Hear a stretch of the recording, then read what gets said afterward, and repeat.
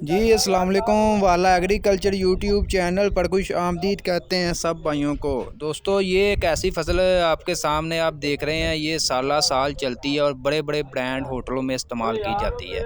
ठीक है, ये छोटे ब्रांड में नहीं, बड़े बड़े होटलों में, चाइनीज़ खानों में, इसके अलावा जो है सलाद, चटनी वगैरह, केचप वगैरह में हर किस्म के जो ऐसे मतलब जो भी प्रोडक्ट हैं वहाँ पर ये इस्तेमाल की जाती है। और इसका रेट्स आप सुनेंगे तो आप गंदम और मूंजी वगैरह को भूल जी जाएंगे। अस्सलाम वालेकुम वालेकुम अस्सलाम भाजी, की हाल ठीक ठाक हो? करम वाला सर तुसी सुनाओ की हाल शुक्र चाल। अल्लाह दा। की नाम भाजी अपना? मेरा नाम जी हसन। अच्छा, तो माशाल्लाह मैं आया, मैं ਤੁਹਾਡਾ ਦੇਖਿਆ ਗਾਜਰ ਵਾਲਾ ਸਿਸਟਮ। ਮੈਂ ਪਹਿਲੀ ਦਫਾ ਹੀ ਦੇਖਣ ਡਿਆ। ਮੈਂ ਵੇਖੀ ਦੀ ਪਹਿਲਾਂ ਸਲਾਦ ਕਦੀ ਕਦੀ ਨਾ, ਸਹੀ ਤੇ ਅੱਜ ਮੈਂ ਕਾਫੀ ਤਦਾਦ ਵਿੱਚ ਅੱਜ ਪਹਿਲੀ ਦਫਾ ਹੀ ਦੇਖੀ ਹੈ।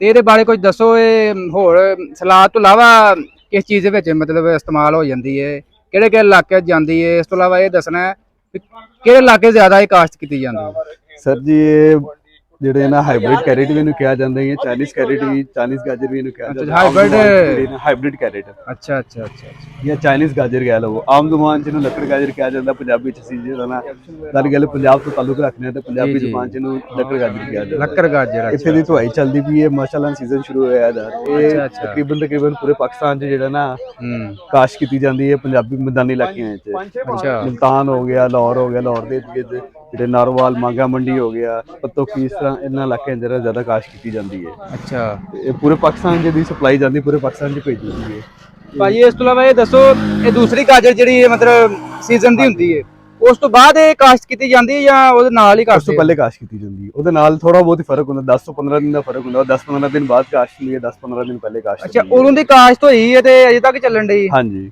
ਇਹਦੀ ਨਾ ਤਕਰੀਬਨ 6 ਮਹੀਨੇ ਦੀ ਫਸਲ ਹੈ। 6 ਮਹੀਨੇ ਬਾਅਦ ਤਿਆਰ ਹੋ ਕੇ ਆਉਂਦੀ ਤੇ ਮਾਰਚ, ਅਪ੍ਰੈਲ, ਮਈ ਤੱਕ ਇਹਦੀ ਬੁਟਾਈ ਚੱਲਦੀ ਹੈ। ਅੱਛਾ ਅੱਛਾ ਅੱਛਾ। ਚਾਈਨੀਜ਼ ਖਾਣੇ ਚ ਇਸਤੇਮਾਲ ਹੁੰਦੇ, ਕੰਟੀਨੈਂਟਲ ਇਟਾਲੀਅਨ ਖਾਣੇ ਜਿਹੜੇ ਨੇ ਉਹਨਾਂ ਚ ਇਸਤੇਮਾਲ ਹੁੰਦੀ ਹੈ। ਸਲਾਦ ਵਿੱਚ ਇਸਤੇਮਾਲ ਹੁੰਦੇ, ਸਲਾਦ, ਚਾਰ, ਮੁਰੱਬੇ ਉਹਨਾਂ ਚ ਇਸਤੇਮਾਲ ਹੁੰਦੀ ਹੈ।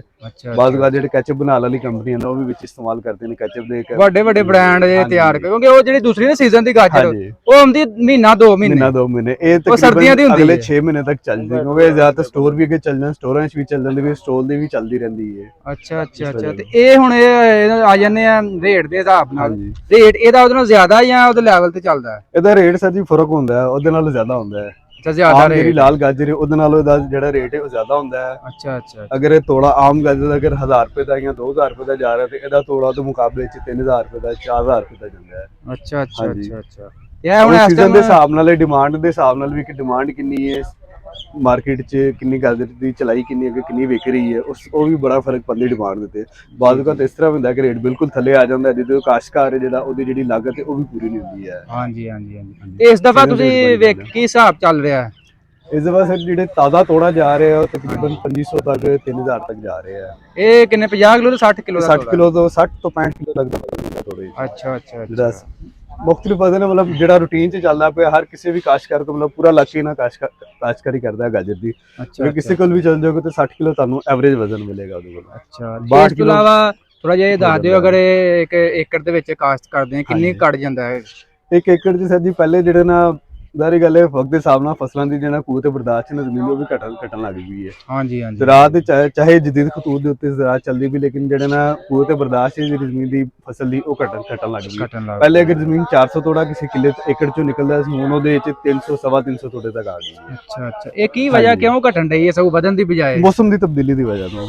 ਮੌਸਮ ਦੀ ਤਬਦੀਲੀ ਦੇ ਬੜਾ ਅਸਰ ਪਾਉਂਦੀ ਪਈ ਹੈ। ਬੇਮੌਸਮੀਆਂ ਬਾਰਿਸ਼ਾਂ, ਧੁੱਪ, ਗਰਮੀ, ਉਹ ਬੜਾ ਚੀਜ਼ ਇਹਨਾਂ ਤੇ ਅਸਰ ਪਾ ਰਹੀ ਹੈ। ਅੱਛਾ। ਤੇ ਮਾਸ਼ਾਅੱਲਾ ਨਾਲ ਸਾਰੀ ਨਾਲ ਲੇਬਰ ਇਹਨਾਂ ਨੇ ਰੱਖੀ ਨਾਲ? ਹਾਂਜੀ, ਇਹ ਲੇਬਰ ਇਹ ਧੁਆਈ ਦੇ ਸਾਰੀ ਲੱਗੀ ਹੈ ਇਹਦੇ। ਅੱਛਾ, ਧੋਂਦੇ ਨਾਲ? ਹਾਂਜੀ, ਧੋਂਦੇ ਨੇ। ਧੋਣ ਤੋਂ ਬਗੈਰ ਮਿੱਟੀ ਨਾਲ ਲੱਗੀ ਹੁੰਦੀ ਨਾ, ਤੇ ਫਿਰ ਜਿਹੜਾ ਨਾ ਉਹ ਸਫਾਈ ਕਿਹੜੇ ਰਕਬੇ ਜੋ ਪਿੱਛੇ ਬੀਜੀ ਹੈ ਗਾਜਰ? ਪਿੱਛੇ ਸਾਹਮਣੇ ਲੱਗੀ ਹੈ, ਉਹ ਪਿੱਛੇ ਬੀਜੀ ਹੈ। ਹਾਂਜੀ। ਅੱਛਾ, ਉਧਰੋਂ ਆ ਲਿਆਂਦੇ ਹੋ ਫਿਰ ਇਹਨਾਂ ਲੈ ਕੇ ਆਉਂਦੇ ਨੇ, ਮਤਲਬ ਇਸ ਤਰ੍ਹਾਂ ਬਾਰਦਾਨੇ ਚ ਲੈ ਕੇ ਆਉਂਦੇ ਨੇ, ਫਿਰ ਇਹਨੂੰ ਧੁਆਈ ਕਰਦੇ ਨੇ। ਅੱਛਾ, ਇਹ ਧੁਆਈ ਕਰਦੇ ਸਾਰੇ।